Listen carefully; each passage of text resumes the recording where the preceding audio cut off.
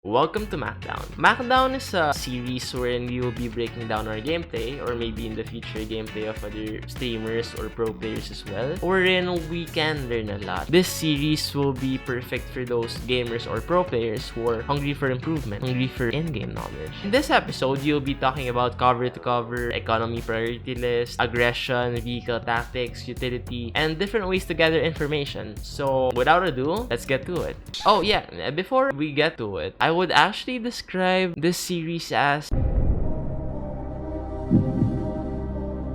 buffet of information. Laying down smoke.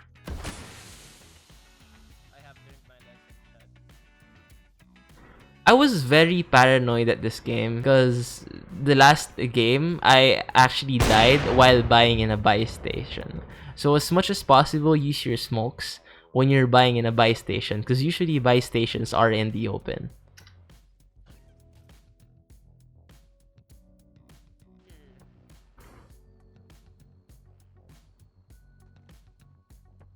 Surprise. Okay, what did that guy do wrong? So the guy came to our place with a cargo truck. It was a good strat because he was using a cargo truck. What he did wrong was that instead of scouting the place first, he just rushed towards the buy station because he probably thought that I was in the buy station. He would just easily spray me down, easy kill for him. But what he didn't know was that I already knew he was coming. I went to a position where he would not expect, so he just ran past through me. Easily sprayed him down. He could have killed me since I missed some of my bullets, but we had the best advantage, so we easily killed the guy.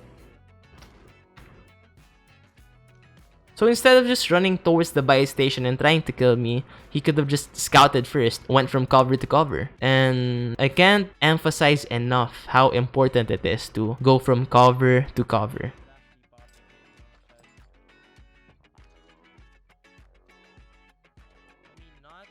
I took the loadout drop because I have plenty of money. At this situation, we already bought the loadout drop because we already have extra money to actually buy a loadout drop. But in order to be efficient with your economy and using buy stations, I made a priority list. And my priority list is based on my opinion, and we might have different opinions. So I guess if you guys have different opinions, we can have an intellectual conversation on the comment section. So if you guys have different opinions, just type it down in the comment section below. We can talk about it. You can tweet me on Twitter. So my priority list is: number 1 is armor plate bundle, number 2 is UAV and self revive, number 3 is loadout drop marker, number 4 is precision airstrike, number 5 is cluster airstrike and gas mask, number 6 is munitions box, and number 7 is shield turret.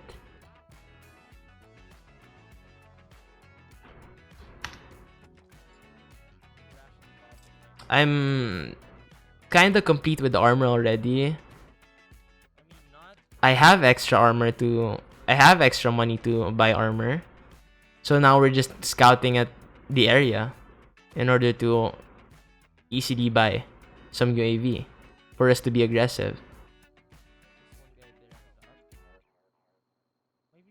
Okay. As much as possible, when we have extra money, what we do is we actually buy UAVs. Because UAVs are very important in the game, especially if you want those high kill games. You have to be aggressive on these kinds of games, on potential high kill games. Because if you won't be aggressive, nothing's gonna happen. You can just wait for the end circle and maybe you can get 12 kills or 15 kills and win the game. But it's really hard to get 20 kill games if you won't be aggressive at the start, if you won't set the momentum at the start. Because players in solo usually just camp on rooftops, just camp in the middle of the circle. It's crazy how people just camp in this game and stay on compounds. So you literally have to use a UAV and vehicles to go to them and raid them, kill them, hunt them down. It's the only way.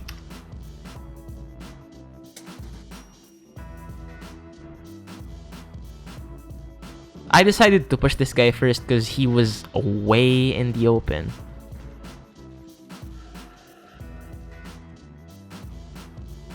I did the Papega thing here.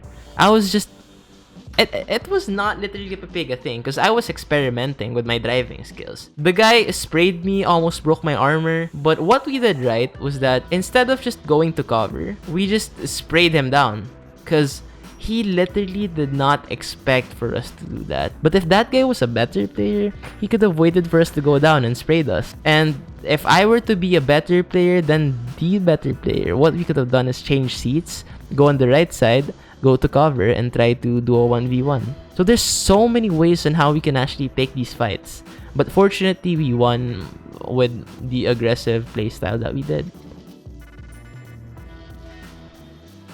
We get shot from a distance. We're gonna be doing a reset, smoking on this angle.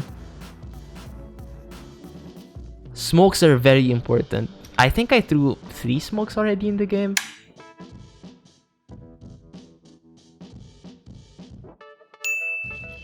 Laying down smoke.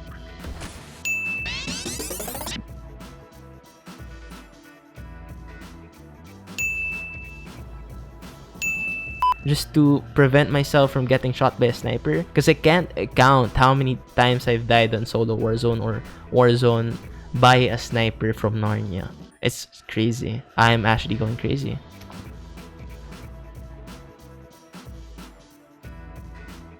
So we're scouting. He might be near already, but we just took the truck because you already want to reposition. I mean, it's a good start. We have 5 kills. Not too bad. Not too good as well. Could have done better. We're still not sure where the guy is. Even if the guy was indicated in the map, we're not pretty sure where the guy is. So at this situation, our vehicle's already broken. And it actually takes some time before it actually explodes. So we have some time to get out and go to a cover. And unfortunately, there's a guy where we're about to go. So we have to kill this guy. And fortunately, the guy was not ready. So we just sprayed him from behind. The guy did not expect. We have easy money. $8,000. Enough to buy 2 UAVs. Probably a couple of armors. But we'll just get those armors. Precision airstrike nearby. I love the Grau. So one benefits of getting the loadout drop is you can use the guns that you want. And you can edit the guns that you want on your loadout inventory and the Warzone main menu. You can check out your loadouts, customize your guns on what best suits your playstyle to make your battle royales very comfortable. The only downside of getting loadout drops is it's very expensive. Crazy expensive. $6,000. But if you have the extra money, why not? So we're just making sure that no one's inside the house. Yep.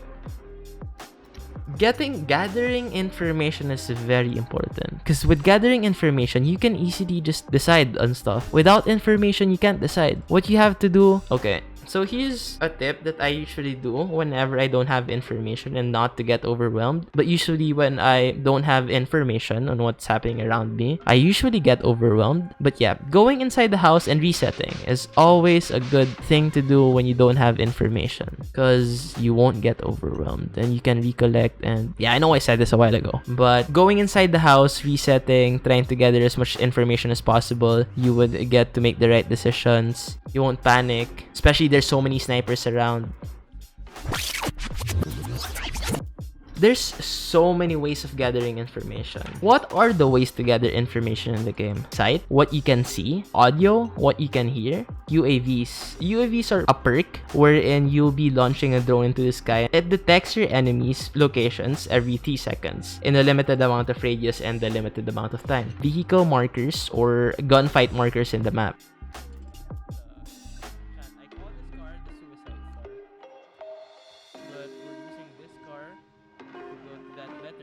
Yep, the ATV is the suicide car.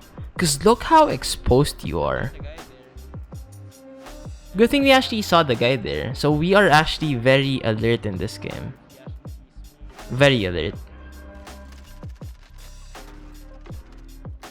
What we what we did there was a ballsy move, because we could have just went to cover and tried to kill the guy. But it was a ballsy calculated move, because I know we can spray the guy, even if he was using the head glitch. His head was the only thing in his body that's exposed. But we know to ourselves that we can kill the guy. But it was a very ballsy move. I probably would not have done that in competitions. But, you know, probably I would.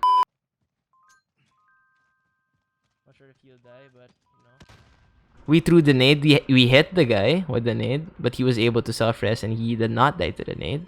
We pushed him hard and he died because he was only 1 HP left.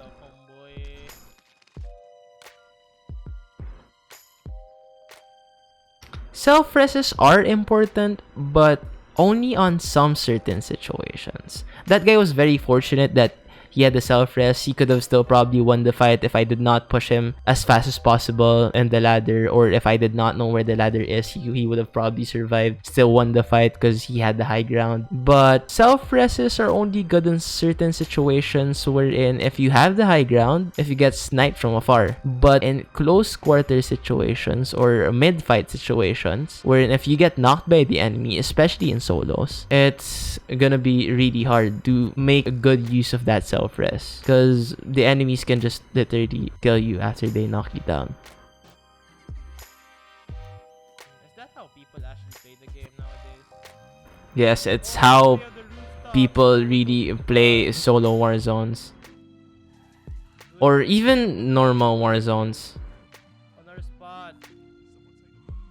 So as you can see, we traveled from car to car. We tried to find the cars. We tried to find the car that would actually be helping us win the game, which is the cargo truck. So from car to car, which you can see in the map, you can use other cars to travel from one car to another. Because ATVs or low tier cars would just get you killed.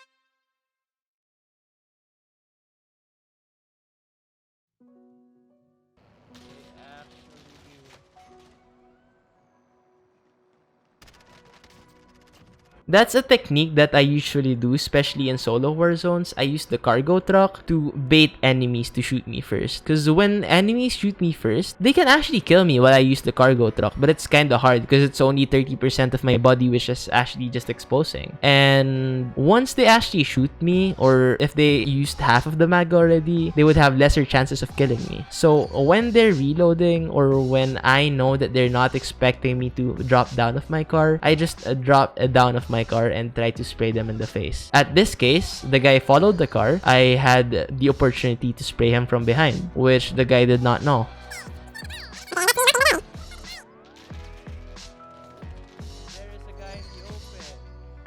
The guy tried to shoot me as well. I did not know where the guy is. What that guy could have done, I guess. Let's see.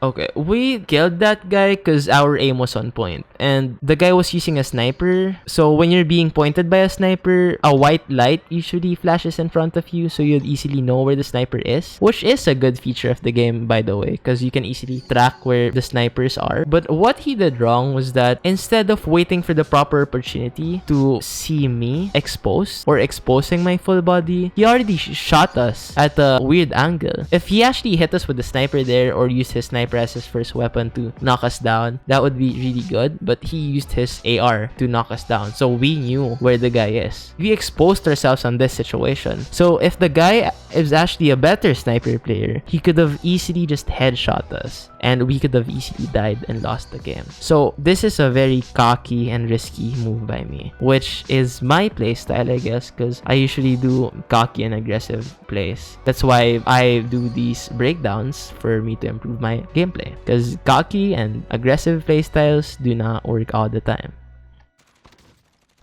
I could have done better. What I could have done is I have a frag grenade. I could have used the frag grenade, tried to frag him, see if I can hit him, or peek another angle, not this angle anymore. Or try to at least wait for him to fully expose himself or move from a tree, from the rock to the tree, which is lesser cover, and I could have played on that situation.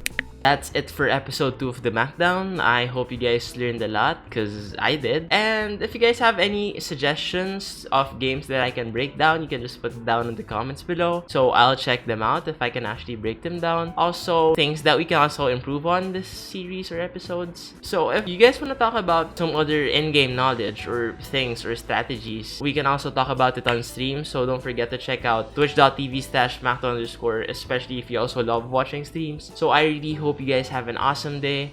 Peace.